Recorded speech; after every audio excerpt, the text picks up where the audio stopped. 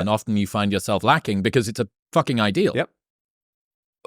I think it's why a lot of relationships don't work. We make her Wonder Woman and she makes us Superman, and neither one of us can live up to it. And that we've got that bulb, that honeymoon bulb turned up to 100 watts, and the honeymoon's over. We're trying to deal with some real base stuff. Let's leave it at 20 watts. We're just lit, but we're not just feverishly, superhuman. And I think a lot of us just purport that on someone else, and they can't live up to it. And it ends up not being fair to them. And then they do the same to us, and we both walk away going, I underwhelmed. Do you know the idea of the Michelangelo effect? Have you heard of this?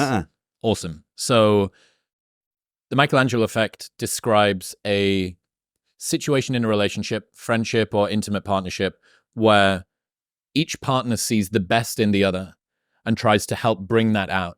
So the sum of the parts is greater than it is individually. And the reason I love it is why it's called the Michelangelo effect.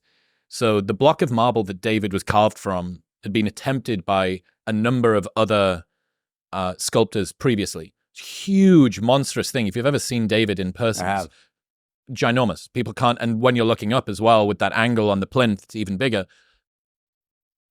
Previous sculptures had attempted and failed, but Michelangelo saw inside of the marble what was David. And he just needed to get away all of the things that weren't.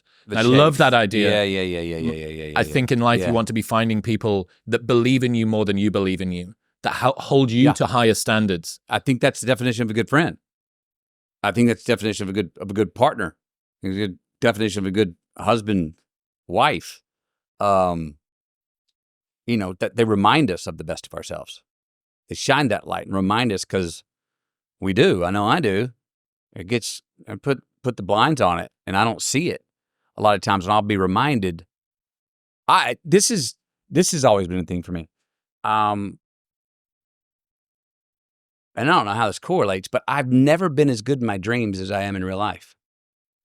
I never win the day, get the girl, ace the test. I can perform in my dreams. Loved ones will do that and be like, yeah, there you are. Again, it comes back to that. It's so much easier to be supportive and gentle of other people than of ourselves.